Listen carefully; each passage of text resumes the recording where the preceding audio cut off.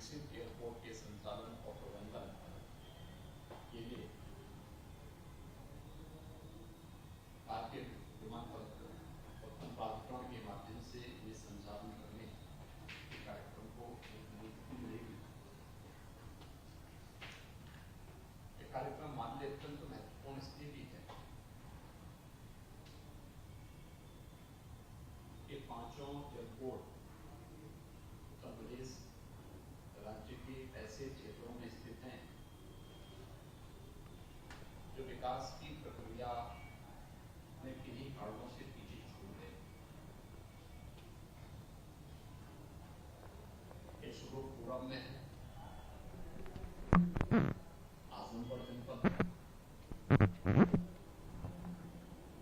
आजमगढ़ में भी एयरपोर्ट बनेगा। आज से 5 वर्ष पहले कोई इसकी कल्पना भी नहीं करता था। दूसरा पश्चिम में है अलीगढ़, तीसरा चित्रकूट है, उत्तर प्रदेश का एकदम बुंदेलखंड का दक्षिण क्षेत्र और उत्तर प्रदेश का एक महत्वपूर्ण पर्यटन और रामायण सर्किट का महत्वपूर्ण केंद्र भी है। चौथा सोनभद्र जनपद का नूरपुर है। कभी यह क्षेत्र नक्सल प्रभावित हुआ करता है। और पांचवा श्रावस्ती,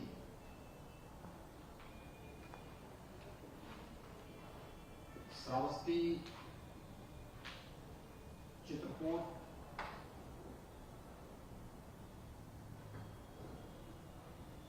जैसे एयरपोर्ट और सोनभद्र, ये 3 एयरपोर्ट ऐसे जनपदों में हैं जो भारत सरकार के आकांक्षात्मक जनपद हैं, एस्पिरेशनल डिस्ट्रिक्ट भी है।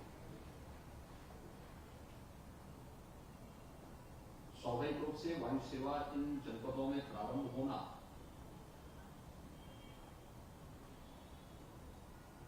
इनकी विकास की गति को भी एक नई ऊंचाइयां प्रदान करने और उन सपनों को पंख लगाने के समान है जो इन क्षेत्रों के विकास के लिए आदरणीय प्रधानमंत्री जी ने देते हैं। हम सब जानते हैं कि विगत 5 वर्ष के अंदर उत्तर प्रदेश ने वायु सेवा की कनेक्टिविटी में एक बहुत अच्छी प्रगति की है और खासतौर पर आदरणीय प्रधानमंत्री जी के उड़ान योजना का लाभ उत्तर प्रदेश ने बहुत अच्छे ढंग से लिया है।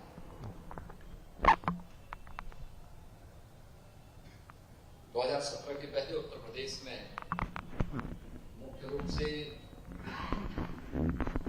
2 एयरपोर्ट पूरी तरह क्रियाशील थे, एक राजधानी लखनऊ का और एक वाराणसी का। 2 आंशिक रूप से, गोरखपुर और आगरा आंशिक रूप से क्रियाशील थे। और उत्तर प्रदेश के इन 4 एयरपोर्ट के कुल देश के 25 गंतव्यों तक वायु सेवा ही थी।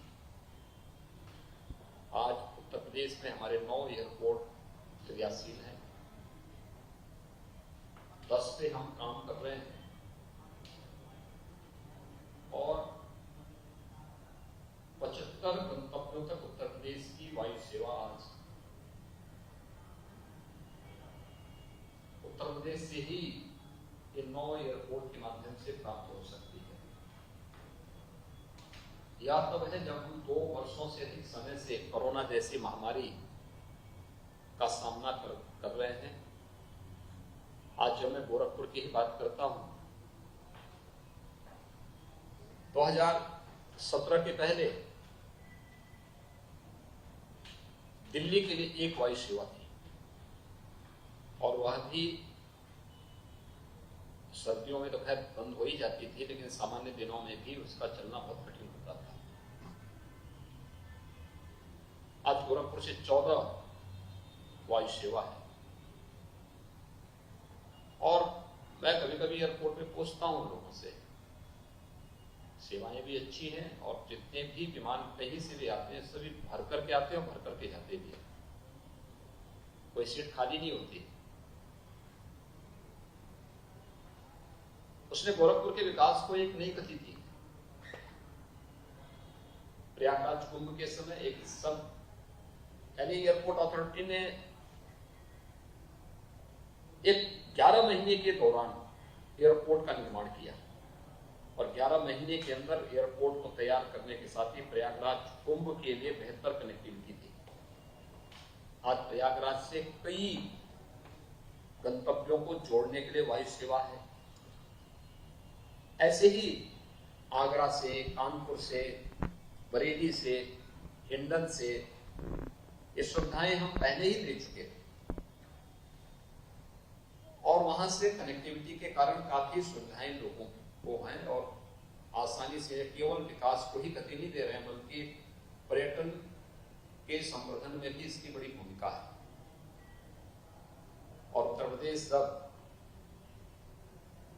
अपने परंपरागत उद्यम को आगे बढ़ाने के लिए वन डिस्ट्रिक्ट वन प्रोडक्ट की अपनी अभिनव योजना को आगे बढ़ा रही है, एयर कनेक्टिविटी हमारे लिए बहुत महत्वपूर्ण और बहुत मायने रखती है।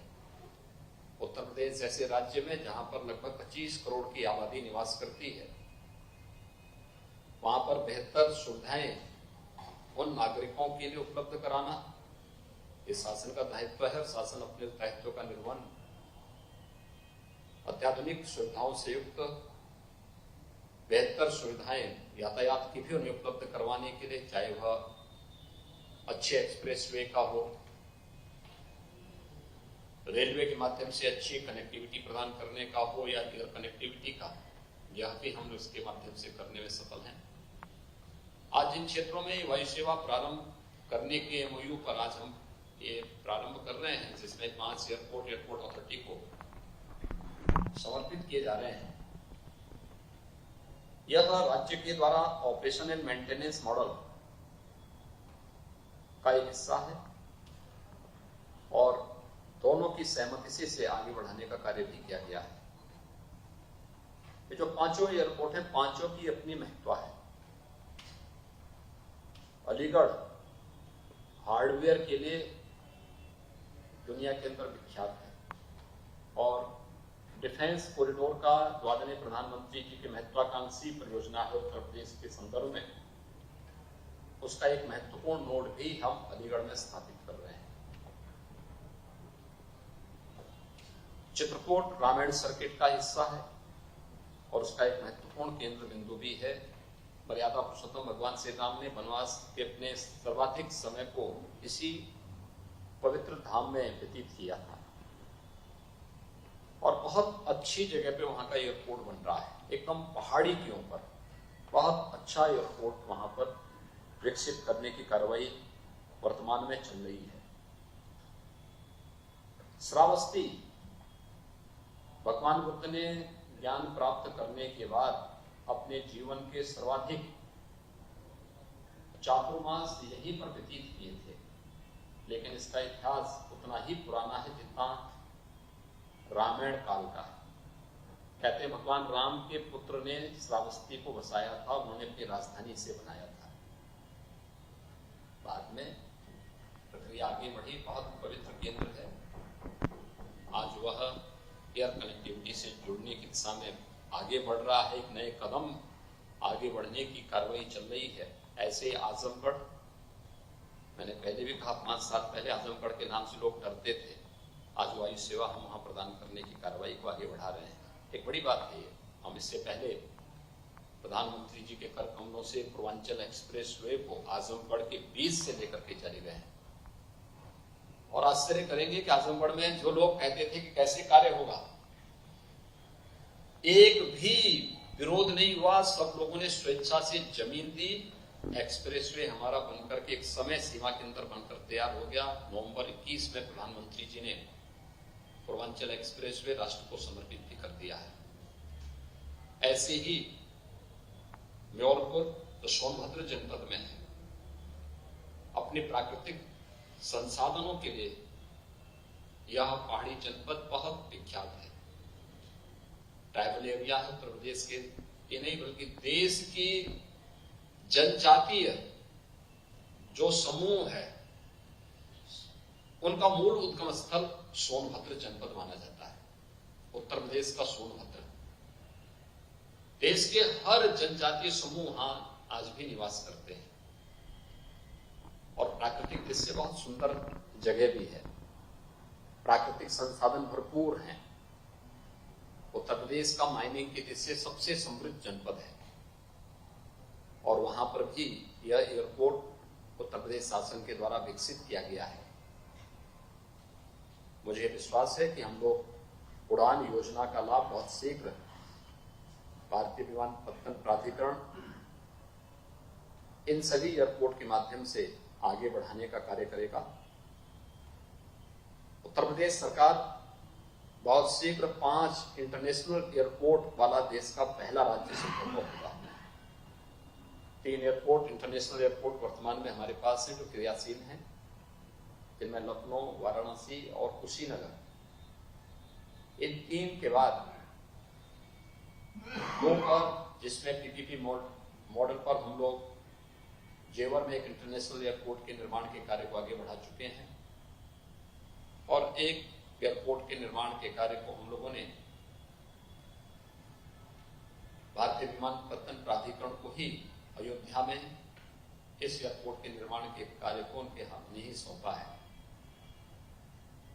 इन दोनों की क्रियाशील होने के साथ उत्तर प्रदेश